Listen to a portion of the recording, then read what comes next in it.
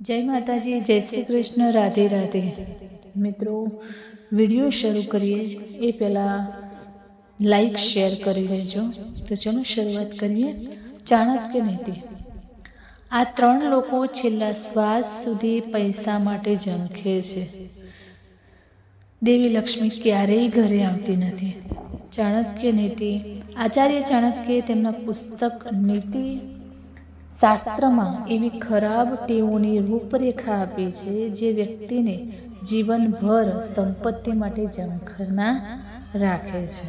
આવા લોકો તેમના શ્રેષ્ઠ પ્રયાસો છતાં સંપત્તિ પ્રાપ્ત કરવામાં અસમર્થ હોય છે।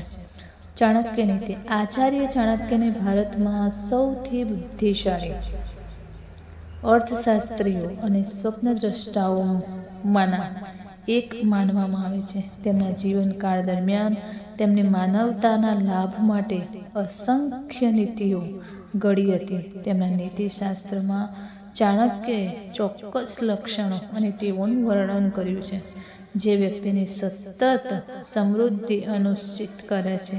તેમણે ખરાબ ટેવોનું પણ વર્ણન કર્યું છે જે વ્યક્તિએ જીવનભર સંપત્તિ માટે ઝંખના રાખે છે।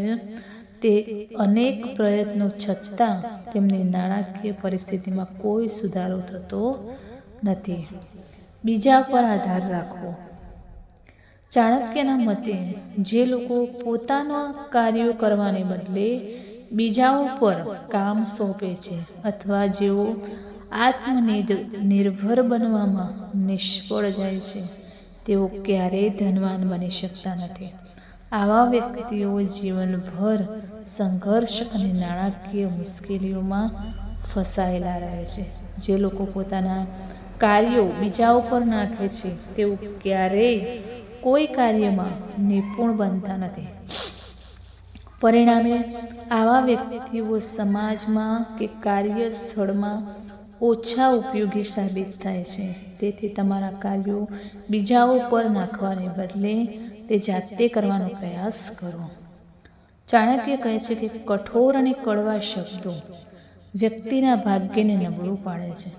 લોકો ધીમે ધીમે એવા લોકોથી દૂર થઈ જાય છે જેમના શબ્દો નિર્દયી હોય છે। આવા વ્યક્તિઓ સામાજિક અને આર્થિક રીતે પાછળ રહેવા લાગે છે। ચાણક્ય નીતિ અનુસાર દેવી લક્ષ્મી ક્યારેય એવા લોકોને આશીર્વાદ આપતી નથી જેમની વાણી નિર્દયી હોય છે। લોકો સાથે મૈત્રીપૂર્ણ સંબંધો સ્થાપિત કરો। બોલતી વખતે તમારા શબ્દો મીઠા રાખો। આવા લોકો જીવનમાં ખૂબ પ્રગતિ કરે છે અને ક્યારેય સુખ સુવિધાનો અભાવ અનુભવતા નથી। ચાણક્ય નીતિમાં આળસને માનવતાનો સૌથી મોટો દુશ્મન માનવામાં આવ્યો છે। જે લોકો આજના કાર્યોને કાલ પર મુલતવી રાખે છે જેઓ ક્યારેય પ્રગતિ કરી શકતા નથી। આળસ વ્યક્તિની ક્ષમતા અને સમય બંનેનો બગાડ કરે છે। પરિણામે આવા લોકોને નાણાકીય મુશ્કેલીઓ દૂર કરવામાં ખૂબ જ મુશ્કેલીઓ પડે છે। આવા લોકો પોતાનું આખું જીવન સુખ અને સંપત્તિના અભાવમાં જીવે છે। આજે જ આળસનો ત્યાગ કરવાનો અને આજના કાર્યો આજે જ પૂર્ણ કરવાનો સંકલ્પ કરવાનો નિર્ણય લો। તેમને ક્યારેય કાલ પર મુલતવી રાખશો નહીં। તો મિત્રો, વિડીયો કેવો લાગ્યો તે કોમેન્ટમાં જરૂર જણાવશો। ફરી મળીશું આવા જ એક નવા વિડીયો સાથે। અહીંયા આ વિડીયોનો અંત કરીશું। જય માતાજી, જય શ્રી કૃષ્ણ, રાધે રાધે, હર હર મહાદેવ।